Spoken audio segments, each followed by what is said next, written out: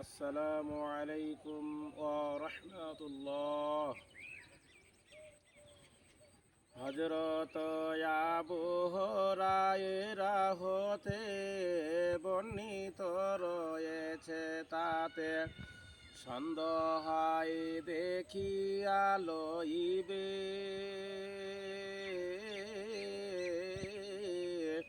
কি সুন্দর ঘটনা হাদিস পড়ে গেল জানা, এই কোরআনের মধ্যেও পাইবে।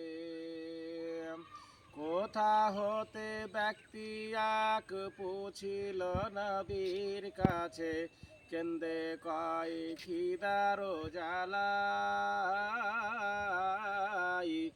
আমি অতি ভুখায় আছি, তাই হেথায় আসিয়াছি, কিছু খানা দাও গো আমায়।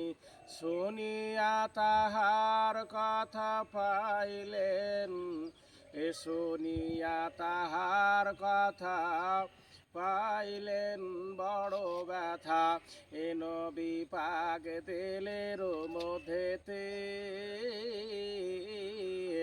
তাড়াতাড়ি যান তিনি আনিবারে খানা পানি, তার নেক বিবির কাছে দে।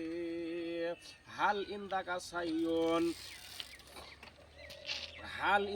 সাইয়ন, বিবিকে যে আল্লাহ রসুল বলছেন, বিবিরে কিছু খাবার আছে কি? আল্লাহ রসুল বলছেন, বিবি আয়েশা বলছেন, আল্লাহে ওয়াল্লাহি ওয়াল্লাহি মা ইনদি, পানি ছাড়া কোনো বাতিতে নাই। কিন্তু হায় খাবারের কোনো চিহ্ন নাহি ছিল নবীর ঘরেতে।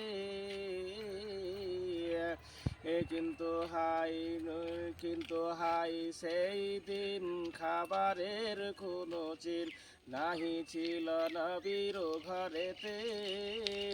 নৈরাশা হইয়া তাই দিনের রাসূল ভাই ফিরিয়া আসেন খালি হাতে। মসজিদ নবাবী বিছে আবু তালহা আছে বসে, নবী পাক দেখিয়া তাহারে, নবী পাক দেখিয়া তাহারে, মধুর নয়নে তারে বলিলেন এ পুকারে, কে বানিবে মোর মেহমান রে।